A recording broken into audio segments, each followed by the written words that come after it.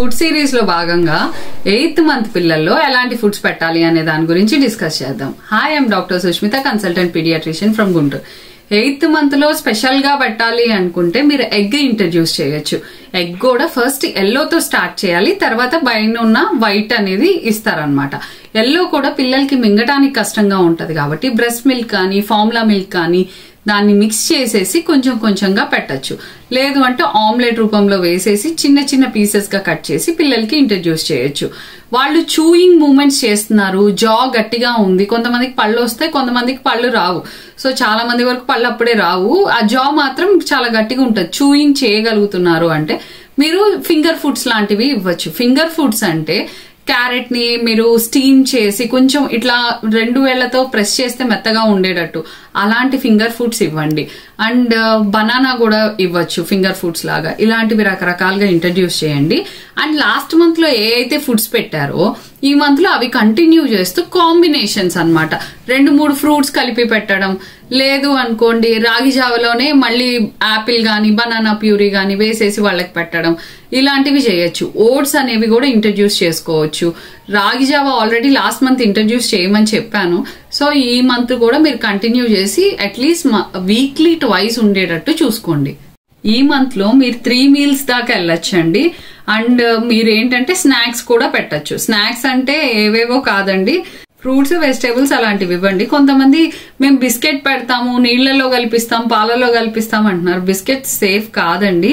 Biscuits లో మైదా అవి ఉంటాయి అండ్ కాన్స్టిపేషన్ కవర్స్ చేస్తాయి.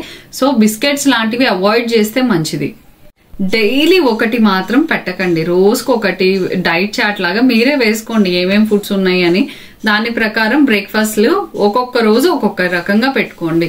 వాళ్ళకి ఉప్మా పెట్టచ్చు, మీరు రాగి జావ పెట్టచ్చు, దోశ మెత్తగా దోశ కూడా వేసి పెట్టుకోవచ్చు, ఇడ్లీ పెట్టచ్చు. అండ్ వీటిల్లో డిప్స్ లాగా చెప్పా కదా, చట్నీ లాంటివి. బేసిక్ గా వాళ్ళు పీనట్ చట్నీ ఎక్కువ ఇష్టపడతారు, దాంట్లో ప్రోటీన్ కూడా ఎక్కువ ఉంటది. చపాతీ కూడా అండి మీరు మెత్తగా చేసిన తర్వాత దాన్ని పాలల్లో, అంటే అది ఫార్ములా ఫీడ్ లో కావచ్చు, బ్రెస్ట్ మిల్క్ లో కావచ్చు, వాటిని నానబెట్టి మెత్తగా చేసి పెట్టచ్చు పిల్లలకి. ఉగ్గు ఒక పూట పెట్టేసుకోవటం, ఈవినింగ్ కూడా మీరు ఉగ్గు అనేది పెట్టుకోవచ్చు. రోజుకు ఒక వెజిటేబుల్, పొద్దున ఒకటి సాయంత్రం ఒక వెజిటేబుల్ కింద కూడా పెట్టచ్చు. లేదు ఉగ్గు లాంటివి కాకుండా మీరు కొంచెం టెక్స్చర్ మార్చాలనుకోండి, ఈ మంత్ లో మార్చచ్చు. అంటే ఏంటంటే మీరు 1 pot రెసిపీ లాగా మొత్తం ఒకే కుక్కర్ లో చేసేసి వాళ్ళకి మెత్తగా మ్యాష్ చేసి పెట్టడం. అంటే ఇంకా మనం మిక్సీలో వేయడాలు లేకపోతే మెత్తగా చేసి ఇవ్వడాలు లాంటి ఈ మంత్ నుంచి కొంచెం తగ్గిస్తా ఉండాలన్నమాట, లేకపోతే అదే అలవాటు అయిపోతా ఉంటది పిల్లలకి. సో మీరు కొంచెం కన్సిస్టెన్సీ అనేది థిక్గా ఉండేటట్టు పెట్టుకోండి పిల్లలకి ఈ మంత్ లో.